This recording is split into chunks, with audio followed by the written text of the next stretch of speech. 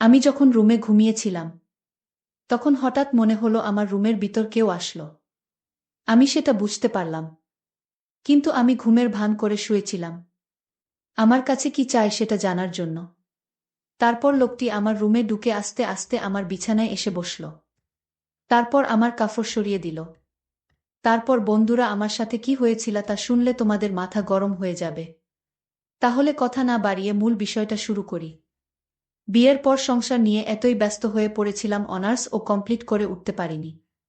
স্বামী শাশুড়ি আর দেবর নিয়ে আমার ছোট্ট সংসার। সব দিকে আমাকে আর অসুস্থ শাশুড়িকেই দৌড়াতে হতো। ব্যস্ততার ভিড়ে আম্মুর কাছেও তেমন যাওয়া হয়ে উঠত না। গেলেও একদিন থেকে চলে আসতাম। যাই হোক, শাশুড়িকে বুঝিয়ে এক সপ্তাহের ছুটি নিলাম আম্মুর কাছে যাওয়ার জন্য। জানি আমার শাশুড়ির এক একদিন খুব কষ্ট হবে, কিন্তু আম্মুর কাছে যাওয়ার জন্য মন এত টানছিল, তাই 7 দিনের জন্য যাওয়ার সিদ্ধান্ত নিয়ে নিলাম। মা, যাচ্ছ বেশ, কিন্তু 7 দিনের বেশি থেকো না মা।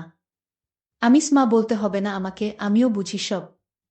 কিন্তু আম্মুর ওখানে যেতে এত বেশি মন টানছে, এর আগে এতটা মন টানেনি। উনি মাথায় হাত বুলিয়ে বিদায় দিলেন আর বললেন যেন সাবধানে যাই। সজীব আমাকে ট্রেনে উঠায় দিল। আমার শ্বশুর বাড়ি থেকে মায়ের বাড়ি অনেক দূর, প্রায় ৬০ কিলোমিটারের দূরত্ব। ট্রেনে উঠার পর নানান রকম কুডাক ডাকছিল মনে। কেন জানি মনে হচ্ছিল আমার সামনে ঘোর বিপদ। কি সব আজেবাজে চিন্তা মাথায় আসছিল। মনে হচ্ছিল অ্যাক্সিডেন্ট হবে, আমি মারা যাব, আমি বুঝি বাসায় ফিরতে পারব না। কখন এসব হাবিজাবি ভাবতে ভাবতে যেন ঘুমিয়ে পড়েছি। গাড়ি ব্রেক কষায় ঘুম ভাঙল। আমাদের এলাকার কাছাকাছি চলে এসেছি। পরের স্টেশনে নেমে যাব। এক নজর চারদিক তাকিয়ে দেখছিলাম। আমার ছেলেবেলার কথা খুব মনে পড়ছিল, যখন এখান দিয়ে আম্মুর হাত ধরে আসা যাওয়া করতাম। বাড়িতে আমার আম্মু আর 14 বছর বয়সী এক ছোট বোন আছে। অনেক দিন পর আসছি। প্রতিবার আসার সময় অন্যরকম আনন্দ লাগে, কিন্তু এবার কেমন জানি লাগছে। কিছুই ভাল লাগছে না। সব কিছু অসহ্য লাগছে।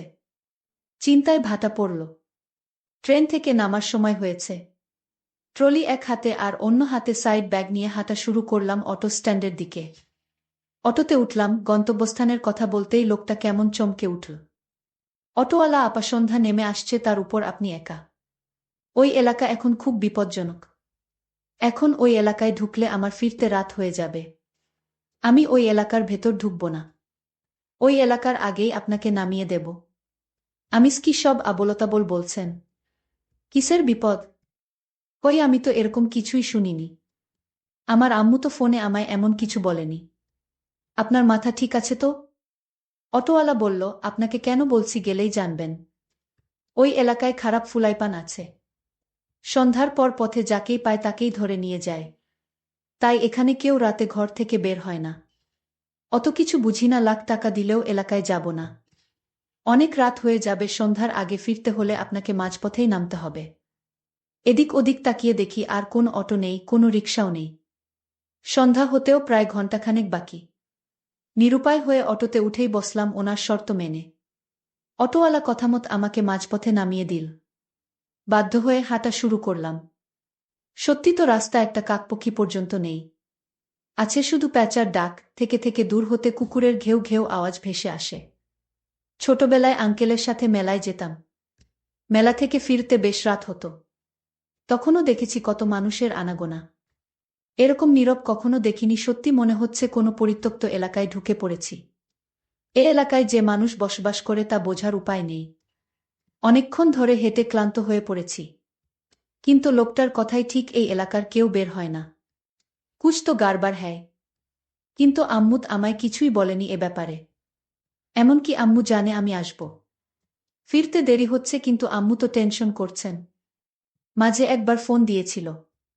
শুধু বলছে যেন সাবধানে আসি, এটা তো স্বাভাবিক একটা কথা। আগে স্কুলে থাকতে কোচিং থেকে ফিরতে একটু দেরি হলেই আম্মু এগিয়ে নিতে চলে আসত। কত টেনশন করত। সব কিছুই অদ্ভুত লাগছিল। হঠাৎ মনে হলো সামনে দিয়ে কেউ দৌড় দিল আর বল, রাক্ষস। রাক্ষস। আমি ফোনের আলো তার দিকে তাক করে বললাম, আমি রাক্ষস না ভাই। দাঁড়ান, ভয়ের কিছু নেই। লোকটা বেশ স্বস্তি পেল। ফোনের আলোতে দেখে মনে হলো 20 বছরের বয়সী এক ছেলে। আমিস, কি ব্যাপার ভাই, তুমি এত রাতে বাইরে কেন? তুমি করেই বললাম বয়সে ছোট হবে তাই। ছেলেটি বলল। আপু আমারও সেম প্রশ্ন, আপনি একা এই রাতে, তাছাড়া চারদিকে ঘুটঘুটে অন্ধকার। আমিস আর বইল না, ঢাকা থেকে ফিরছিলাম। এমনি জ্যামে আটকা পড়ছিলাম, তবুও দেরি হতো না যদি পুরো পথ অটোতে আসতে পারতাম। হাঁটতে হাঁটতে রাত। ছেলেটি বলল, আপু আমার নাম শহীদ, আমি বরিশালে থাকি। একটা সরকারি কলেজে ইন্টারে পড়ি, যে হোস্টেলে থাকি। ওখানে একটা মার্ডার হয়েছে, তাই বাধ্য হয়ে বিকেলেই রওনা হই। জানি বাসায় ফিরতে অনেক রাত হবে, তাই এক আত্মীয়ের বাসায় যাই। কিন্তু তারা থাকতে দিতে আপত্তি জানায়, তাই বাধ্য হয়েই হাঁটতে শুরু করি।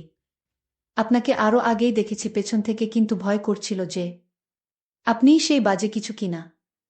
আমি বললাম, আমি বুঝছি না একই কথা। অটোওয়ালাও বলল, কাহিনী কি সত্যি? শহীদ বল, হ্যাঁ আপু সত্যি, আমার খুব ভয় করছে। গায়ের পশম দাঁড়িয়ে আছে। ফোনের হালকা আলোয় তার কপালের বিন্দু বিন্দু ঘাম আমাকে ভাবিয়ে তোলে। আমিস, ভয় পেও না ভাই, মনে সাহস রাখ। শহীদ বলল, আপু কিছু মনে করবেন না, আমি আপনার ছোট ভাইয়ের মতো, আমি আপনার সাথে যাই। আমার খুব ভয় করছে। আমি বললাম, ঠিক আছে চলো। কিন্তু আমার মনে কেন জানি ভয় লাগছিল না। অন্ধকারে নীরব রাস্তায় পাতার আওয়াজও খুব ভয়ঙ্কর লাগছিল।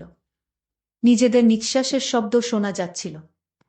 হাঁটতে হাঁটতে আমি প্রশ্ন করলাম, আমিস ভাই তুমি কোনো গ্রামে যাবে? শহীদ উত্তরে যে গ্রামের নাম বলেছিল সেই গ্রাম আমাদের গ্রামের পরের গ্রাম। শহীদ বলল, আপু আপনি বাড়ি চলে গেলে তো আমি একা হয়ে যাব। তখন খুব ভয় করবে আমার, আমি তো ভয়েই মরে যাব। আমিস, আচ্ছা তুমি আমার বাসায় থেকে কেমন? আর ভয় পেও না। হঠাৎ মনে হলো আমাদের দুজনের সাথে আরও কেউ হাঁটছে, এদিকে ফোনও অফ হয়ে গেল। এখন অন্ধকারে হাঁটব কি করে? ফোনে তো মাত্রই দেখলাম 50% চার্জ, এখন তো বন্ধ হবার কথা না। শহীদ বলল, আপু আমার খুব ভয় করছে, আমার কাছে কোনো মোবাইলও নাই। এখন কি হবে আপু? আমিস, মনে সাহস রাখ ভাই, কিছুই হবে না। আর 10 মিনিট হাঁটলেই আমাদের বাড়ি। অন্ধ মানুষের মতো ঠিকই আমি রাস্তা চিনিয়ে নিয়ে যেতে পারব তোমায়। আল্লাহকে স্মরণ করো। শহীদ, আপু আপনার কি মনে হচ্ছে না এখানে তৃতীয় কোনো ব্যক্তি আছে? আমিস, কই না তো, তোমার মনের ভুল। সত্যি বলতে আমিও কারো উপস্থিতি টের পাচ্ছিলাম। টের পাচ্ছিলাম আমাদের পেছনে কেউ হাঁটছে। আমি হাঁটার গতি বাড়িয়ে দিলাম। হঠাৎ মনে হলো সামনে চুল লম্বা কেউ এসে পড়ল। আমি জ্ঞান হারিয়ে ফেললাম। জ্ঞান ফেরার পর নিজেকে ঘরে আবিষ্কার করলাম। সামনে আম্মু আর ছোট বোন। ঘড়ির দিকে তাকিয়ে দেখি রাত 12টা বাজে। আম্মু, এই উঠতে হবে না। তোর ফিরতে দেরি দেখে তৃষা তোকে এগিয়ে আনতে যায়, গিয়ে দেখে তুই অজ্ঞান হয়ে আছিস। আমিস, ও এই রাতে বের হলো আর তুমি বের হতে দিলে? তার উপর কিছু বাজে ছেলে নাকি এসেছে এলাকায়। আর আমাকে তো তুমি বিয়ের আগে দিনেও কোথাও একা ছাড়তে না। আম্মুফ, এখনো তোর সেই পাল্লা দেওয়া অভ্যাস গেল না পাগলি? আমার বোনের দিকে তাকিয়ে দেখি ওর মুখে এক ঝলক হাসি। হঠাৎ শহীদের কথা মনে পড়ে প্রাণটা চমকে উঠল। আমিস, হ্যাঁ রে তৃষা, তুই কি আমাকেই শুধু পেয়েছিস? সাথে আর কাউকে দেখিসনি? তৃষা বলল, কই না তো, শুধু তুমিই ছিলে। পুরা রাস্তা খালি ছিল, কাকপক্ষীও ছিল না। আমার বুকের ভেতরটা কেমন চমকে উঠেছিল। ছেলেটা তাহলে ওই কারো শিকার হয়েছে। আর ঘুম আসছিল না। আম্মু আর তৃষা চলে গেল ওদের রুমে। আমার শুধু বারবার শহীদের কথাই মনে পড়ছিল। কান্না চলে আসলো চোখের কোণে। কাঁদতে কাঁদতে কখন যে ঘুমিয়ে পড়েছি টেরই পাইনি। মধ্যরাতে ঘুম ভাঙল। ঘরে কেমন একটা গন্ধে গা গুলিয়ে আসছিল। হঠাৎ কারো শব্দ শুনতে পেলাম ড্রয়িং রুম থেকে। এত রাতে আবার কে কি করছে ড্রয়িং রুমে? রাত এখন 2:30, শব্দটা ড্রয়িং রুম থেকে আসছে। আমার রুমের দরজায় বিয়ের আগে তারকাটা দিয়ে একটা ছিদ্র করে রেখেছিলাম, যাতে আমাকে দেখতে আসলে পাত্রকে এই ছিদ্র দিয়ে দেখতে পারি। সেই ছিদ্র দিয়ে উকি দিয়ে যা দেখলাম তা দেখার জন্য মোটেও প্রস্তুত ছিলাম না। আমার ছোট বোন আর শহীদকে দেখতে পেলাম ওই রুমে। আমি হঠাৎ না দেখার ভান করে শুয়ে পড়লাম। কিন্তু ও একটু সন্দেহ করেছে মনে হয়। মুখে আঁচল গুজে শুয়েছিলাম। দেখলাম ও আমার রুমে আসল আমাকে শুয়ে থাকতে দেখে চলে যাচ্ছিল। যাওয়ার পথে আরেকবার ফিরে তাকাল। আমি বুঝতে পারলাম আমি থাকাতে ওর অসুবিধা হচ্ছে। ও যদি টের পায় আমি ওর আসল রূপ জেনে গেছি, তাহলে আমাকেও ছাড়বে না। আর এই ব্যাপার নিয়ে আমাকে ঘাঁটতে হবে। এ বাড়িতে থাকলে আমি চিন্তা করব আর ওর চোখে ধরা পড়ে যাব। তাই আগে বাড়ি থেকে বের হতে হবে। আর চিন্তা করতে লাগলাম, আজ শহীদ আর তৃষা ওই রুমে কি করে তা আমি হাতে নাতে ধরব। সারা রাত জেগে পার করে দিলাম। ভোরবেলায় আম্মু আর তৃষার কথা কাটাকাটিতে ঘুম ভাঙল। ওনারা উভয় আস্তে আস্তে কথা বলছিল যাতে আমি না শুনি, কিন্তু আমি আড়ি পেতে শুনে নিলাম। আম্মু, তোর এই নোংরা অভ্যাস কবে শেষ হবে? আমি শুধু তোকে হারানোর ভয়ে চুপ করে আছি। তুই জানিস আমি তোকে নিজের চেয়েও বেশি ভালোবাসি। খুব স্বাভাবিকভাবে আম্মুর সাথে কিছুক্ষণ সময় কাটালাম, নাস্তা করলাম। তারপর আম্মুকে বললাম একটু হোস্টেলে যাব, আমার রুমমেটদের সাথে দেখা করে আসি। আমার ফ্রেন্ডরা আছে ওখানে। বিয়ের পর ওদের কারো সাথেই দেখা হয়নি। আম্মু কিছু একটা ভেবে একটা দীর্ঘশ্বাস ফেলে বল, যাও। একটা সাইড ব্যাগে 2টা 3 পিস আর টুকটাক জিনিস নিয়ে বের হলাম হোস্টেলের উদ্দেশ্যে। বাসা থেকে বের হয়ে হাঁটতে থাকলাম। এক মনে নিচের দিকে তাকিয়ে হাঁটছিলাম। পেছন থেকে কেউ ঐশী ঐশী বলে ডাকছে শুনছিলাম, কিন্তু কেন জানি সাড়া দিচ্ছিলাম না। চিন্তায় যেন অন্য জগতে হারিয়ে গেছি। এবার খুব কাছ থেকেই ডাক শুনলাম। চিন্তায় ভাটা পড়ল। খুব পরিচিত কারো কণ্ঠ, কিন্তু মনে করতে 5 সেকেন্ড লেগে গেছে, 2 বছর পর দেখে। শিরিন, কেমন আছিস তুই? বিয়ে করে তো পর করে দিলি। তোর বর তোকে বিয়ে না করলে বুঝলি এতদিনে তোকে বউ করতাম। কিন্তু দেখ, তোর বর তোকে চিলের মতো ছো মেরে নিয়ে গেল। শিরিন আমার ছোটবেলার বন্ধু, ক্লাস 6 থেকে অনার্স, একই স্কুলে কলেজে ও একই ভার্সিটিতে পড়েছি। পরে একসময় তিতুমির কলেজের এক মেয়ের সাথে ফেসবুকে ওর প্রেম হয়। মেয়েটাকে ওর পাশে একদমই মানাচ্ছিল না। মুখের ওপর বলেই ফেলি কি পছন্দ করছিস। তখন ও বলে তুই প্রেম কর, তাইলে ওর সাথে ব্রেকআপ করে দেই। এসব কথা বলতে বলতে বিকেল ঘনিয়ে আসতে শুরু করল। যাই হোক, আমি আবার সন্ধ্যায় বাড়িতে ফিরলাম। বাড়িতে ফিরে ভাবতে লাগলাম শহীদ এত রাতে আমার বোনের রুমে আসলো কি করে। বিষয়টা আমার কাছে অদ্ভুত লাগছিল। আমি আজ ভাবলাম, আজ আমি তাদের রুমে দরকার হয় লুকিয়ে থাকব। তারপরও ওদের আসল রহস্যটা আমি জানব। কারণ গতকালের দৃশ্য দেখে আমার কিছুতেই ঘুম আসছিল না। আমি আগে থেকেই ছোট বোনের রুমে লুকিয়ে গেলাম। কিন্তু আজ রাত আমার বোন তৃষা রুমে আসলো না। আমি অবাক হলাম, তারা আজ কোথায় গেল। আমি ভাবলাম এবার আমি আমার রুমে যাইত। আমি আমার রুমে গিয়ে দেখতে পেলাম তারা দুজনকে। তার দুজনকে আমি আমার রুমে দেখতে পেয়ে আমার চোখ কপালে উঠে গেল। আমি ভাবলাম ওরা দুজন যখন আমার রুমে আছে তাহলে আমি আজ বোনের রুমে গিয়ে শুয়ে পড়ি। আমি যখন ঘুমাতে গেলাম তখন আমি দরজাটা বন্ধ করেই ঘুমাতে গেলাম। আমি যখন ঘুমিয়ে পড়লাম তারপর রাত 2টার দিকে ঘুমের ঘরে আওয়াজ পেলাম। সেই আওয়াজে আমার ঘুম ভেঙে গেল। আমি তখন আর ঘুমালাম না। আমি ঘুমের ভান করেই শুয়েছিলাম। দেখি হয় সেটা জানার জন্যই। আমি টের পাচ্ছিলাম আমার রুমে কেউ চুপি চুপি এসে ঢুকল। তারপর আমার বিছানায় বসল। তারপর আমার কপড়টা সরিয়ে দিল। আমি চুপচাপ ছিলাম। তারপর আমি হঠাৎ ঘুমের ভান ছেড়ে লাফ দিয়ে বিছানা থেকে উঠে গেলাম।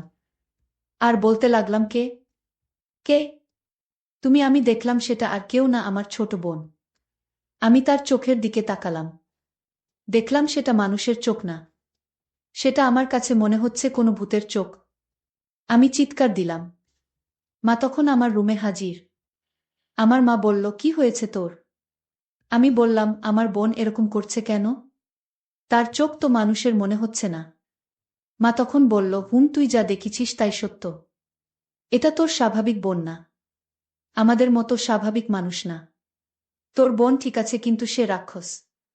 সে সাধারণ মানুষ না। আমার গর্ভ থেকে জন্ম নিল এক রাক্ষস। গতকাল শহীদ ছেলেটাকে মেরে ফেলেছে।